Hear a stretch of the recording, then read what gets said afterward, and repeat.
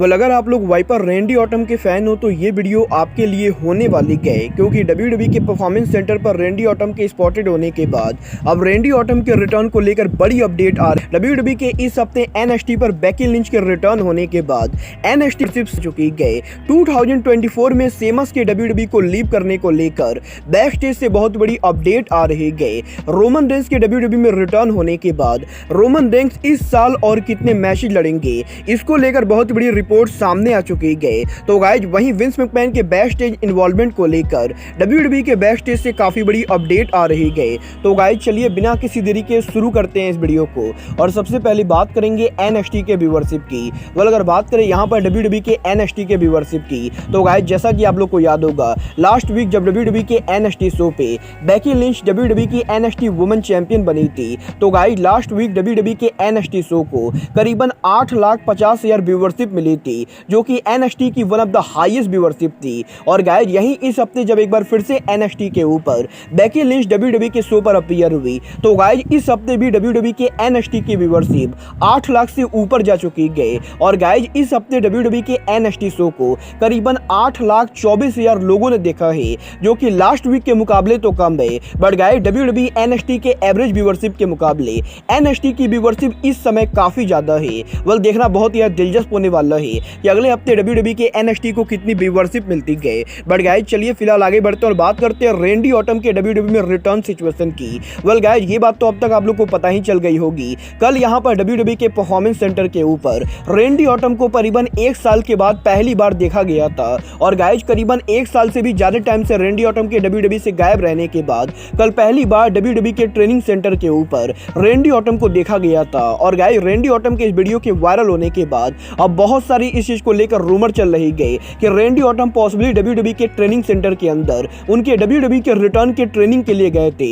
But guys अब यहाँ पर PWI इनसाइडर ने इस चीज को कंफर्म कर दिया है कि रैंडी ऑर्टन WWE के ट्रेनिंग सेंटर पर तो गए थे, बट गाइज इसका ऑर्टन के रिटर्न से कुछ भी लेना देना नहीं गए। और गाइज इस समय WWE के अंदर ना तो रैंडी ऑर्टन के रिटर्न को कोई भी प्लानिंग चल रही है और ना ही मेडिकल तौर के ऊपर रैंडी ऑर्टन WWE करने के लिए मेडिकली क्लियर है। और गाइज फिलहाल तो WWE के अंदर रैंडी ऑर्टन का रिटर्न होना काफी मुश्किल है। वेल गाइज अब ये तो आने वाला टाइम बताएगा कि रैंडी ऑर्टन के इस हफ्ते परफॉर्मेंस सेंटर पर स्पॉटेड होने के बाद ऑर्टन WWE के ऊपर उनका रिटर्न कब करते गए। बट गाइज जहां तक बात रही WWE में रिटर्न होने की, तो गाइज ये बात तो हम सभी लोगों को मालूम है, इन्वेंटर्स के WWE कंपनी को बाई करने के बाद अब विंस मैकमैन WWE के अंदर वापस आ चुके हैं। और गाइज इस हफ्ते WWE के बैक स्टेज के मीटिंग के ऊपर भी विंस मैकमैन WWE के मीटिंग को लीड कर रहे थे। बट गाइज क्योंकि हाल फिलहाल में विंस मैकमैन ने उनकी हिप की सर्जरी कराई गई, तो गाइज इसीलिए विंस मैकमैन के इस सर्जरी की वजह से विंस मैकमैन WWE के बैक स्टेज के ऊपर बैसाखी को लेकर चल रहे थे।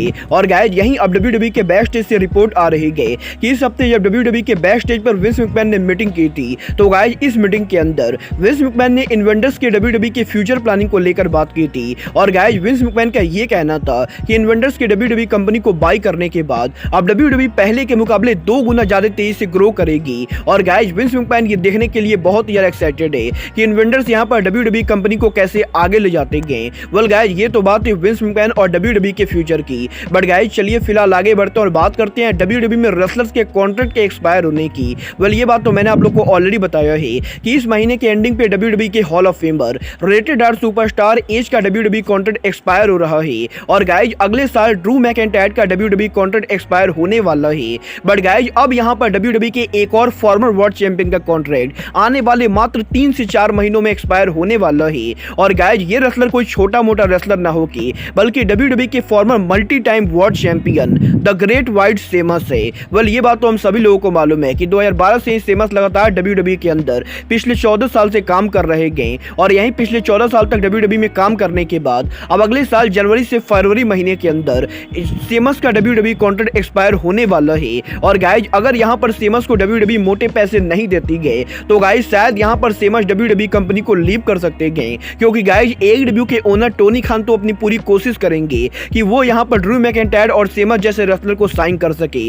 वेल फिलहाल मुझे यहाँ पर इसके बहुत ही कम चांसेस लगते गए कि सेमस WWE को छोड़कर किसी और कंपनी को ज्वाइन करेंगे। बट गाइज देखना बहुत ही दिलचस्प होने वाला है कि अगले साल यहाँ पर सेमस ड्रू मैकइंटायर सहित WWE के सम ऑफ द बिगेस्ट रेसलर्स के कॉन्ट्रैक्ट के एक्सपायर होने के बाद WWE इनमें से किन किन रेसलर्स को न्यू कॉन्ट्रैक्ट में साइन करती गए और WWE इनमें से किन किन रेसलर्स को कंपनी से बाहर जाने देती गए। गाइस चलिए फिलहाल आगे बढ़ते हैं और बात करते हैं ट्राइबल चीफ रोमन रेंस के WWE में फ्यूचर की। वेल ये बात तो मैंने आप लोग को ऑलरेडी बता दिया है कि 4 नवंबर को WWE के सऊदी अरबिया में क्राउन ज्वेल पेपर व्यू के ऊपर रोमन रेंस उनका टाइटल डिफेंड करने वाले गए। और गाइस यहाँ पर रोमन रेंस 4 नवंबर को सऊदी अरबिया के अंदर हमें यहाँ पर इन रिंग एक्शन में देखने को मिलेंगे। बट गाइस यहीं अब इस साल के अंदर रोमन रेंस टोटल और कितने मैचेज लड़ने वाले गए, इसको लेकर बहुत बड़ी अपडेट आ रही है। गाइस इस हफ्ते PWI इनसाइडर ने इस चीज को कंफर्म किया है कि फिलहाल तो WWE के अंदर रोमन रेंस को सिर्फ और सिर्फ सऊदी अरबिया के ऊपर मैच लड़ने के लिए प्लान किया गया है। बट गाइस 4 नवंबर को सऊदी अरबियन शो के बाद